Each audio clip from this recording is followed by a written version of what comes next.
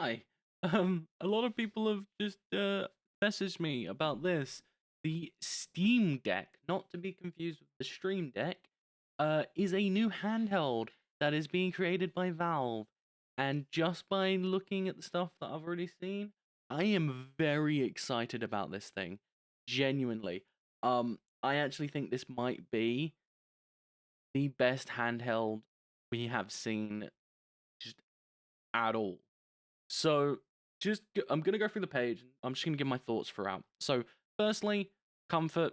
That's always subjective. So, while I think this is a lot nicer than the Switch, because if you look at it, it has sort of recessed sort of grips, so it should be slightly nicer than the Switch. The thumbsticks. Now, I'm slightly biased.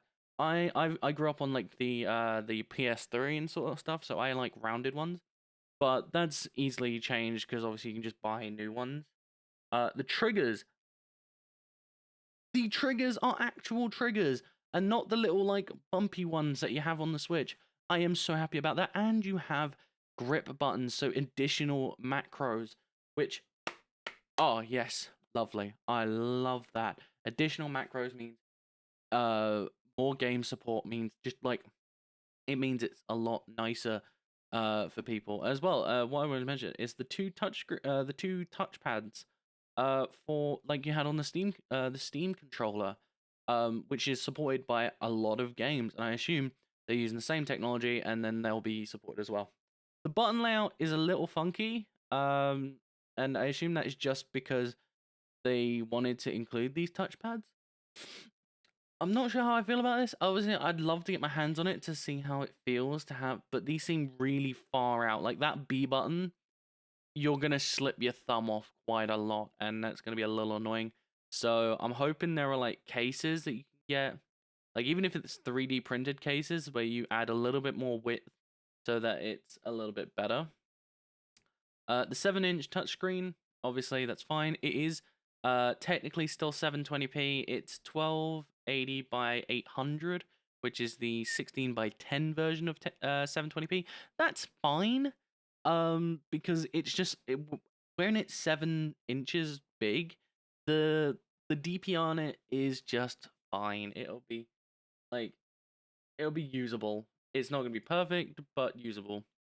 The gyro controls, everything. This is very much like the Switch, in that sense. This is one thing. Now there are three versions. There is a 64 gig eMMC storage one. I probably wouldn't suggest that one if you're buying a handheld with these decent specs. You're gonna want one that's got like enough storage to actually play games. Like that 64 gig one is only gonna really play like Slay the Spire and like if those are the sort of games that you play, that's fine. There is micro SD cards expansion, but ideally for like PC games, you're gonna want the bigger storage. So something like the 256 gig or the 512 gig is going to be your best bet. My opinion would be the 256 gig. Personally, you have hi-fi audio, which is lovely. The battery life is about 7 to 8 hours, which is just about the same as the Switch, which amazing. Expandable I/O, which again the Switch has. Now I am bringing up the Switch a lot because, well, that's just what it's gonna be compared to. It just how it is. Then we have wireless. It is 2.4 and 5 GHz wireless, but also it has Bluetooth support, like full Bluetooth support, 5.0 Bluetooth, so you can use Bluetooth headphones with it, which I don't understand why that's not a thing on the Switch. It just isn't, and yet it is on this, and that I'm really really happy about. They've also added the quick resume slash quick suspend sort of feature that is on the current Xbox from the looks of it. So that should be good. Obviously, expansion through micro SD cards. So that same thing that you've got on the Switch with the micro SDs. It doesn't come with its own stand, but there is a separate dock which does do 8K 60 hertz, or 4K 120 hertz. Now, while I don't think this is going to be your main PC, you're most likely going to have this as a secondary device. The fact that it has that, and the fact that if this has Steam in-home streaming support, which I think it probably will because it's basically just running like the Steam OS, that means you could use this as a Steam not Steam machine, a Steam the streaming box. I can't remember what it's called right now, but someone replying to this will tell me what it's called. But you could use it as one of those as a like as an alternative. So you could use your PC's horsepower and then use this and plug it into your main TV. You could like sit on your couch with your PC running in the background and it streaming to this device. And by the way, it's using 5 gigahertz Wi-Fi, so it's gonna have a decent connection.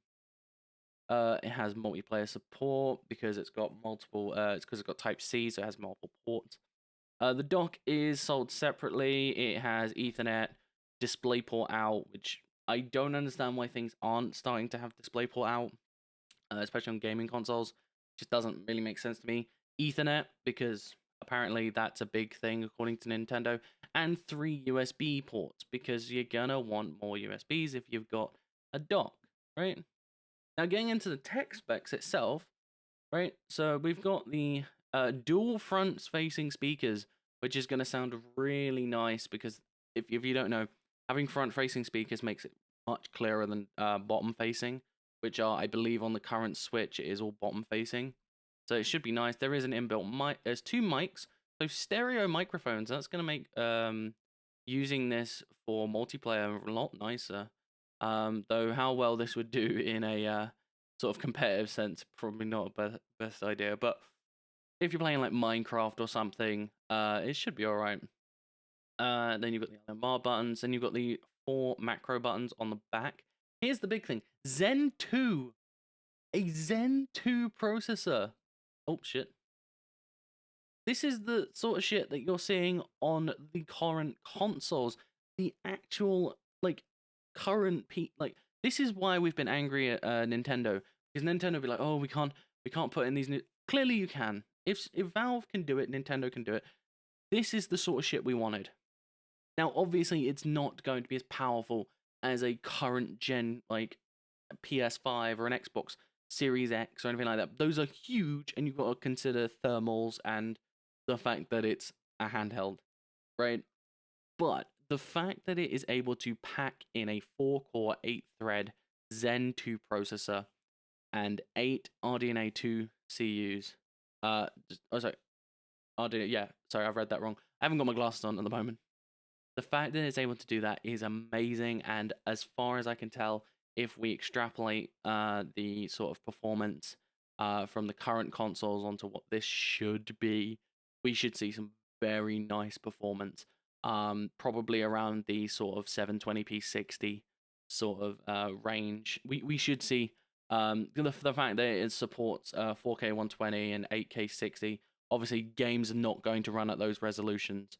Like the only games that probably might is and probably like 10 FPS are like your sort of like pixelated games and like your very 8-bit sort of stuff.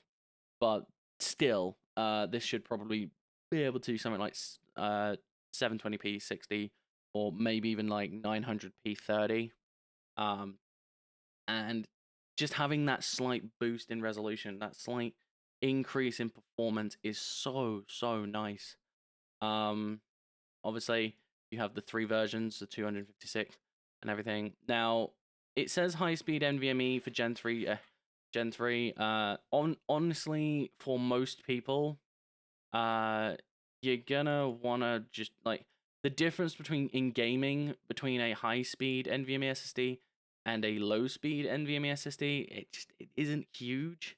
Linus Tech Tips has a brilliant video where he had his entire staff try and decipher whether an SSD was SATA or Gen 3 or Gen 4. They could not tell the difference unless it was in very specific applications. So honestly, the 256 gig with an additional SD card, like maybe like a 512 SD card, probably your best bet and probably like the one you're gonna go for. 6-axis gyro, lovely, which means that games that support it. Hey, I'm not a fan of gyro support, but I know there's a lot of people who do, so that's great. It is LCD. This is the one thing. Is like people were saying like, oh, why isn't it OLED? Honestly, you're probably fine. The LCD is fine. It is slightly cheaper to make than an OLED, but and it isn't as good as an OLED. But considering all the other tech specs, the more significant tech specs, like the processor and the Bluetooth and everything like that, that is more significant of an upgrade than the screen.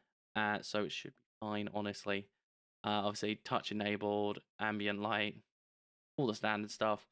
And that's pretty much it. Now, it is running SteamOS, which is Arch based, which Arch is a Linux distribution. So that means, and it has a Plasma KDE for the desktop. So that means we should be able to get sort of like Wine running on it. We should be able to get emulators running on it. This means it could be an amazing, amazing sort of replacement for what were modded Vitas. Like, yeah, again, it doesn't have an OLED screen, but like it just looks really good. And yeah, the battery life can range from 2 to 8 hours. But bearing in mind, they were showing off like gameplay of Control, which is very intensive, and the fact they can get that running on it is very impressive. Assuming what we were being shown is right. Like, look at this. Look, that's Ni no Kuni 2, Ni no Kuni 1. That's brilliant. Like, I love Ni no Kuni, and like the fact that I could possibly play that on the move properly is just great. And a lot of people are saying, "Oh, it's just streaming your games." No, this isn't actually playing your games on the device itself. You just access your own games like how you would normally on a PC. But again, here we go. Remote play. It does have remote play. You can use it. Oh man, I am so happy. Honestly. Well, how much is this? How much is this?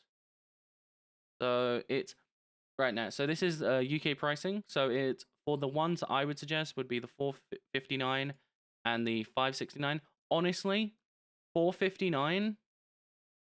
That's reasonable. That is how much people were kind of expecting a sort of Switch Pro was going to be. Probably like 400, but like still in the UK, it's a little bit more. I am pumped for this fucking. So honestly, this is actually probably. I know Valve came out with their Steam boxes before, and they weren't very good. But genuinely, the tech that has gone into this, I am incredibly impressed. Incredibly impressed. And plus, the sort of specs it has, you might even be able to, and this is a bit of a long shot, possibly like light VR gaming as well. Because I've run sort of Beat Saber and very low end VR games off a laptop CPU. So maybe, I'm not saying definitely, I'm just saying assume like considering this is RDNA 2 and everything with the improvements that it has, I'm gonna guess you might be able to get some like very light VR out of this as well, which just improves it even more. So yeah, I'm incredibly impressed. I hope other people are in too, and I hope people buy this because I really want them to have like a Gen 2 of this or a Gen 3 where they improve this even more.